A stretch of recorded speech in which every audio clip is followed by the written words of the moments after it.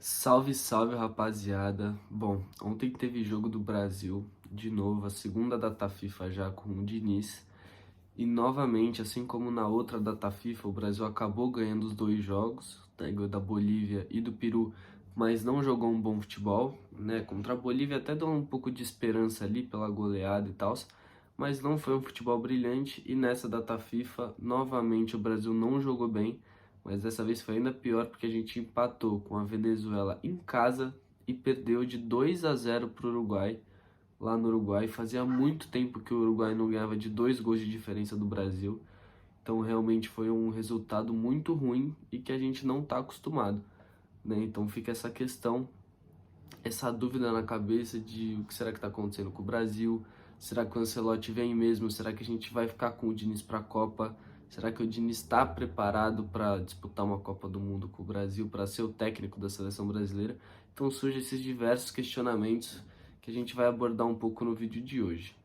Bom, o Brasil foi a campo com uma escalação um pouco inusitada, até a gente já esperava que seria essa escalação, mas com alguns nomes que nunca haviam jogado de titular na seleção, como é o caso do Ian Couto e do Carlos Augusto, mas ainda assim era uma escalação bem ofensiva com bastante jogadores no ataque, que a gente já tem uma expectativa alta.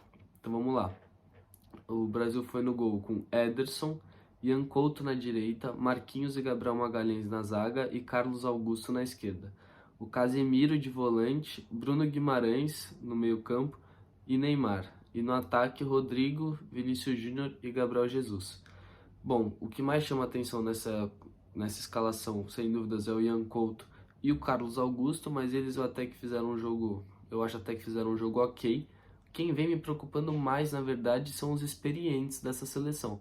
Então, por exemplo, o Marquinhos, para mim já faz um grande tempo que ele não faz um bom jogo pela seleção brasileira. Ele perdeu um dos pênaltis contra a Croácia. Ele, em tese, era para ser um dos capitões do elenco, mas a gente não vê isso muito nele. Então é alguém que está me preocupando bastante. Eu acho que o Militão tem que voltar o quanto antes para a seleção brasileira. O Gabriel Magalhães, por outro lado, é um jogador que eu estou gostando bastante de ver. Eu acho que ele ainda é novo, ainda pode ter uma boa sequência na seleção, mas eu acho que o Marquinhos, o tempo dele já está passando. E outro que está me preocupando bastante, sem dúvidas alguma, é o Casemiro, que ontem normalmente é o capitão da seleção, mas que também faz muito tempo que não está jogando futebol.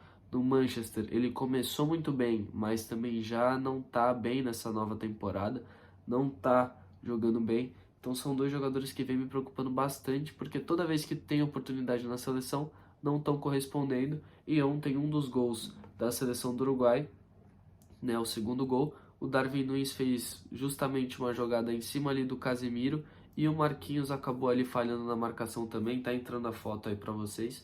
O Darwin Núñez conseguiu sair de 3 jogadores da defesa do Brasil para fazer o gol, tocar no Dela Cruz. Então realmente é bem preocupante, porque a seleção com o Tite não costumava tomar gol, né? A gente reclamava muito do Tite, falava que era um jogo feio, que era um jogo chato, que não dava vontade de assistir, mas o Brasil não tomava gol. E com o Diniz, o Brasil, se não me engano, tomou gol e só não tomou gol contra o Peru, né? Desses 4 jogos aí da data FIFA, só não tomou gol contra o Peru. Então, realmente, a defesa, que era um dos pontos fortes, não tá sendo boa. E o ataque, que era o que a gente imaginava que com o Diniz faria muitos gols, muitas jogadas, com o Diniz a gente só realmente fez mais de um gol na partida contra a seleção da Bolívia, naquele 5-1. Então, a seleção do Diniz não é nem boa ofensivamente e nem boa defensivamente, né? Ontem, no jogo de ontem, ficou claro que o Brasil já está seguindo o estilo de jogo do Diniz, de ter a posse de bola, de trocar muitos passes. O Brasil terminou o jogo com 61% de posse de bola contra 39% de posse de bola do Uruguai. Então deu para ver que o Brasil ficou mais com a bola, tentou mais o jogo, mas o Brasil deu um total de quase mais de 200 passes a mais do que o Uruguai. Mas aí você vai ver, por exemplo, as finalizações. O Uruguai teve um total de chutes de 5 chutes contra 2 do Brasil, e o Uruguai deu 2 chutes no gol contra 0 chutes no gol do Brasil. Então o Brasil ele tem muita posse de bola, mas não consegue criar as oportunidades. E muito disso eu acho que passa muito pela lesão do Neymar. Tudo bem que ele não estava fazendo um jogo espetacular no primeiro tempo, mas você ter um jogador da categoria do Neymar ali poderia influenciar em alguma coisa nos 45 minutos restantes.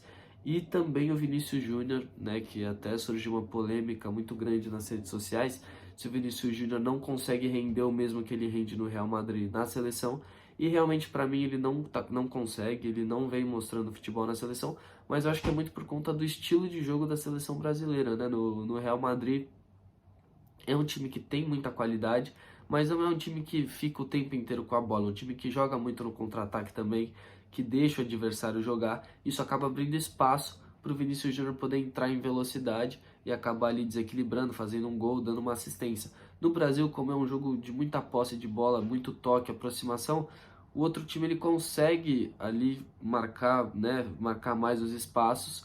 Óbvio que quando alguém acerta uma jogada é muito mais fácil de se fazer o gol, porque você está muito mais perto do gol também.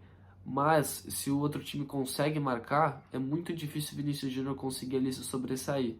Então isso impacta demais o jogo do Vinícius Júnior na seleção. Eu acho que até por isso que ele não consegue jogar tão bem. Mas nada impede a gente de cobrar ele, porque realmente está faltando um pouco mais de futebol quando ele veste a camisa da seleção.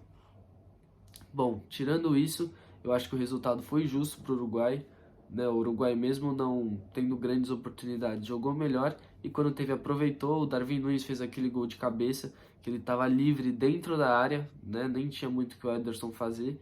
E o segundo gol ele fez aquela jogada inteira, passou por 3 jogadores e o Dela Cruz fez o gol sozinho. Então realmente foi um resultado justo, né? Depois de muito tempo, o Brasil não está liderando uma eliminatórias para a Copa do Mundo. Pelo que eu estava vendo, o último ano que o Brasil não acabou em líder foi em 2002. Depois disso, o Brasil foi líder todos os anos. Óbvio que ainda está muito no começo, mas a Argentina, com a vitória de ontem, já abriu 12 pontos e o Brasil está com 7. Então são 5 pontos que o Brasil teria que tirar para conseguir ali alcançar a Argentina, o que torna a missão um pouquinho difícil, porque a Argentina não perde um jogo há muito tempo, né? Desde a Copa do Mundo, a Argentina não perde um jogo, é uma seleção que vem sendo muito consistente, então vai ser realmente muito difícil. E o que preocupa bastante também é que desde que o Tite saiu, tá entrando aí na tela os últimos resultados do Brasil. Então, o Brasil perdeu para Marrocos, né, que ainda não era o Diniz, perdeu para Senegal, empatou com a Venezuela e perdeu para o Uruguai, né? Além disso, também teve aquela vitória contra a Bolívia. Então, realmente são contra a Bolívia e contra o Peru, né? Então, só os resultados negativos. Mas, enfim, de 6 jogos, o Brasil perdeu 3, empatou 1 e ganhou só 2 contra 2 seleções que a gente sabe que não tem um nível muito elevado, né? Então, realmente preocupa bastante. Outra coisa que preocupa muito é a lesão do Neymar, né, que ele não vem jogando bem nos últimos tempos, não é mais aquele mesmo Neymar, abdicou da carreira, foi jogar na Arábia, mas ainda assim, ele ainda é o melhor jogador brasileiro, pelo menos na seleção. Talvez por clubes o Vinícius Júnior esteja numa fase melhor, mas na seleção ele ainda é o que mais chama responsabilidade, é o com maior assistência, maiores gols. Então o Neymar ainda é a peça fundamental. E pegando o histórico da carreira dele, ele vem sofrendo com lesões desde que ele saiu do Barcelona, né? Saiu um levantamento, no Santos ele teve 0 lesões, no Barcelona ele teve 9. Quando ele foi para o Paris Saint-Germain, ele teve 27 lesões, né? Então, desde que ele saiu do Barcelona, essa é a 28ª lesão do Neymar. Então, realmente é algo que preocupa. Ainda não saiu o resultado dos exames, mas tem gente falando que é uma lesão que pode durar de 7 a 10 meses, que seria a maior lesão da carreira do Neymar, ia perder praticamente a temporada inteira.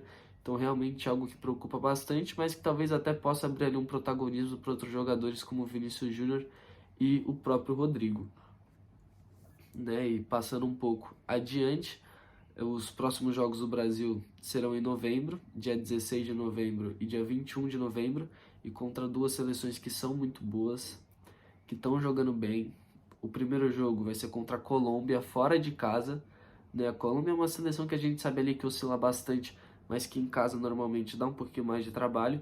E o jogo que mais preocupa vai ser o do dia 21, que vai ser contra a Argentina, no Brasil, mas a Argentina que não perde há muitos jogos.